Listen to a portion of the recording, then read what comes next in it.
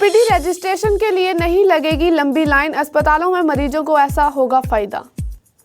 वायु प्रदूषण से थोड़ी राहत लेकिन फिर भी आफत, देहरादून काशीपुर का ये रहा AQI। जमीन खरीदने के छोटे मामलों पर भी होगा एक्शन, प्रॉपर्टी खरीदने का ये है पूरा नियम। दिल्ली में उत्तराखंड रोडवेज बसों की एंट्री पर रोक, फरीदाबाद गुरुग्राम रूट पर भी यात्री परेशान। जल्द रोपवे से पहुंच सकेंगे यमुनोत्री धाम, निर्माण कार्य हुआ शुरू, जाने कितने मिनट में होगा सफर पूरा। नमस्कार, आप देख रहे हैं उत्तराखंड टाइम और मैं हूं आपके साथ समृद्धि खजूरिया। नजर डालेंगे आज की खबरों पर। ओपीडी पंजीकरण से मरीजों को घर बैठे पर्चा बनाने की सुविधा मिलेगी और इससे वह इलाज के लिए सीधे अपने डॉक्टर के पास पहुंच जाएंगे। दरअसल अस्पतालों में हर दिन ओपीडी पंजीकरण के लिए सुबह सुबह भारी भीड़ लगती है। उत्तराखंड के सरकारी मेडिकल कॉलेजों के अस्पतालों में मरीजों को ओपीडी रजिस्ट्रेशन के लिए लगने वाली लंबी लाइनों से छुटकारा मिल सकेगा। सरकार इसके लिए अस्पतालों में प्री रजिस्ट्रेशन की व्यवस्था पर विचार कर रही है। इससे मरीजों को घर बैठे पर्चा बनाने की सुविधा मिलेगी और वे अपने डॉक्टर के पास सीधे पहुंच जाएंगे। दरअसल अस्पतालों में हर दिन पंजीकरण के लिए सुबह सुबह भारी भीड़ लगी रहती है। देहरादून में तेज हवाएं मजबूत होने और दिशा बदलने की वजह से वायु प्रदूषण से थोड़ी राहत मिली है। जहां शनिवार को AQI खराब श्रेणी में 217 दर्ज किया गया था, रविवार को वह मध्यम श्रेणी में 159 पर पहुंच गया। वायु प्रदूषण से लोगों को कुछ राहत जरूर मिली है। वहीं काशीपुर में AQI का स्तर 108 एवं ऋषिकेश में 100 रहा है, जो मध्यम एवं संशोधक जनक श्रेणी में आता है। हालांकि मध्यम श्रेणी में भी AQI रहने से दिल एवं सांस के मरीजों को दिक्कत का सामना करना पड़ता है। देहरादून में रात को अब ठंड बढ़ने लगी है। दून में न्यूनतम तापमान 12 डिग्री सेल्सियस से नीचे पहुंच गया है। रविवार को न्यूनतम तापमान 11.6 डिग्री सेल्सियस दर्ज किया गया था। हालांकि अधिकतम तापमान अभी 27 डिग्री ही चल रहा है। मौसम निदेशक डॉक्टर विक्रम सिंह ने बताया कि उत्तर पश्चिमी हवाएं थोड़ी मजबूत हो गई है, अब प्रदूषण के कारण छटने लगे हैं और तापमान में भी गिरावट दर्ज की गई है।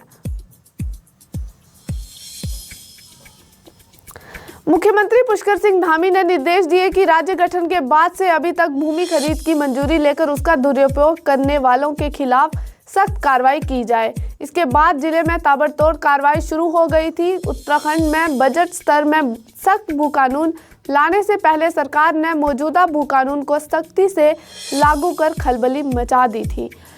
पहले चरण में जिलाधिकारी और शासन से जमीन खरीद की मंजूरी लेकर उसका इस्तेमाल न करने वाले बड़े मामलों में कार्रवाई की गई थी। 430 मामलों में शिकंजा कसा गया था। दूसरे चरण में 250 वर्ग मीटर जमीन खरीद का नियम तोड़ने वालों पर शिकंजा कसा जाएगा। मुख्यमंत्री पुष्कर सिंह धामी ने निर्देश दिए कि राज्य गठन के बाद से अभी तक भूमि खरीद की मंजूरी लेकर उसका दुरुपयोग करने वालों के खिलाफ सख्त कार्रवाई शुरू की जाए। दिल्ली में BS4 बसों के प्रवेश पर रोक के बाद यात्रियों की मुश्किल बढ़ गई है। फरीदाबाद गुरुग्राम रूट पर भी यात्रियों को काफ़ी परेशानी उठानी पड़ी है। दिल्ली में BS4 बसों के प्रवेश पर रोक के बाद यात्रियों की मुश्किल बढ़ गई है। रविवार को देहरादून से दिल्ली के लिए यात्रियों को समय पर वोल्वो बसें नहीं मिल पाई, साधारण बसों में भी भीड़ रही। फरीदाबाद और गुरुग्राम की बसें दिल्ली होकर जाती है और इस रूट पर भी परेशानी रही। ISBT पर कुछ यात्रियों ने हंगामा भी किया। वहीं प्राइवेट बस संचालकों ने यात्रियों से मनमाना किराया वसूला। BS4 बसों पर रोक से उत्तराखंड रोडवेज की दिल्ली रूट से 194 बसें बाहर हो गई हैं। चारधाम यात्राओं पर आने वाले यात्रियों के लिए खुशखबरी है, अब यमुनोत्री धाम का सफर आसान होगा। दरअसल जल्द ही यमुनोत्री धाम पर रोडवेज से पहुंचा जा सकेगा। यमुनोत्री धाम के लिए रोडवेज परियोजनाओं का निर्माण कार्य शुरू भी हो गया है।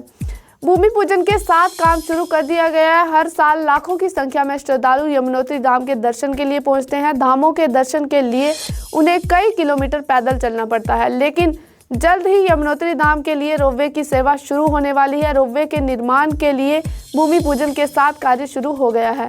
आपको बता दें कि इस रोपवे के लिए Yamunotri sky car private limited द्वारा खरसाली में प्रस्तावित लोअर टर्मिनल पर भूमि पूजन किया गया था, जिसके बाद काम शुरू कर दिया है। बता दें कि यमुनोत्री धाम तक पहुंचने के लिए बनाए जा रहे इस रोपवे की कुल लंबाई 3.9 किलोमीटर होगी।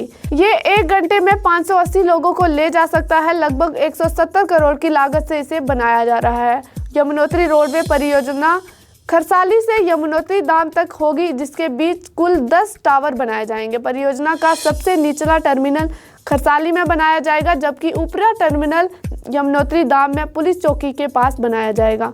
यमुनोत्री धाम तक बनाए जा रहे इस रोपवे को 6 मीटर प्रति सेकंड की गति से संचालित करने के लिए डिज़ाइन किया गया है। सबसे निचले खरसाली स्थित टर्मिनल से यमुनोत्री धाम के ऊपरी टर्मिनल तक पहुंचने वाले केवल 15 मिनट का समय लगेगा। इसके साथ ही खरसाली में पार्किंग का भी निर्माण किया जा रहा है। बाकी की तमाम खबरों के लिए देखते रहे उत्तराखंड टाइम। धन्यवाद।